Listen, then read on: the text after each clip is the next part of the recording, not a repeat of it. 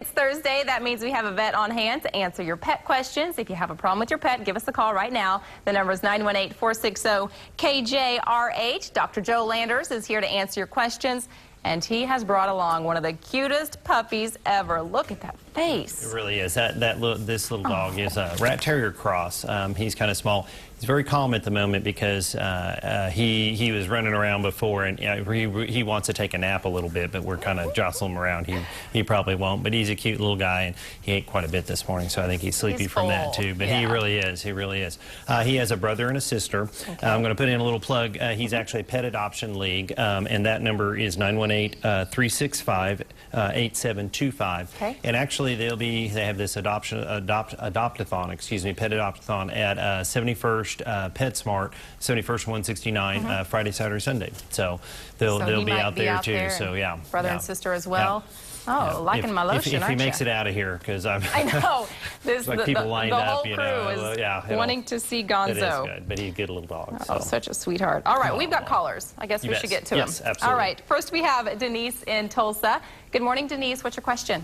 Good morning. My cat Gracie just turned 10. We've noticed her bowel movements are more dry and irritating, so we've started adding soft food. We find she's just licking the gravy from the soft food and leaving the actual niblets. Is there something we can add to her dry food to help the bowel movements, or some other? Yep. Sometimes there's some different stuff. There's actually some hairball stuff called laxatone. Sometimes that helps a little bit. Sometimes you can add in some mineral oil too, and that will kind of help. Usually I'll tell people it's kind of weird, but kind of watch when she's going to the bathroom too. You don't want to make her stools too loose or anything like that.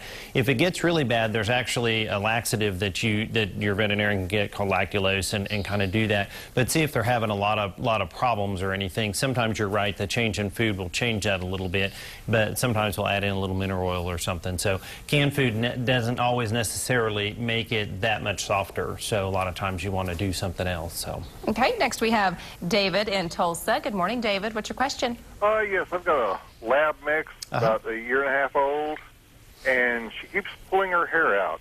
And I thought maybe it was fleas. I dipped her a couple of times. It's not the fleas. But you do see some fleas on her? No fleas at all. Okay, good. She smells really bad. Yep. Sometimes that smell, I would assume, is going to be what they call seborrhea. It's kind of oily skin, and if you pet him, a lot of times it'll kind of be oily on your hands a little bit if you're finding that. Sometimes that can be some allergies. About a year and a half is sometimes when they kind of start. I always tell people you can use Benadryl at 1 milligram per pound a couple times a day, some fatty acid oil capsules that kind of help replace some of that in their skin and kind of see. If they're itching really bad, you may have to go see your veterinarian and kind of go from there, because there's a lot of things that can cause kind of itching and hair pulling out, but usually allergies start around this time. And then just really make sure, some dogs are very sensitive, that you can have 1 or 2 fleas and they go nuts, and they will pull their hair out literally. So make sure that that's not there, because it is a bumper crop year. I mean, much moisture as we're getting, we're seeing them come out of the woodwork literally. So, okay, we've got time for one more caller. Let's get to Kathy in Tulsa. Good morning, Kathy. What's your question? I understand there's glucosamine for older dogs for joint pain. Is it the same as human glucosamine chondroitin type pills? Is the dosage the same? Usually the products are very, very similar. Sometimes there'll be some different mineral balance in there, and some MSM and some chondroitin and some other things that are in there. So there's a difference in kind of products. There's a lot of straight glucosamine out there, and yeah, a lot of times I'll tell people that's a good thing to give.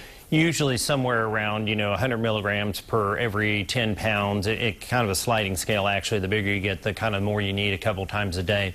It's not a painkiller, and I'll tell people, but it's a really good thing to hopefully slow down the progression of osteoarthritis and other deals. So absolutely, it's a good thing.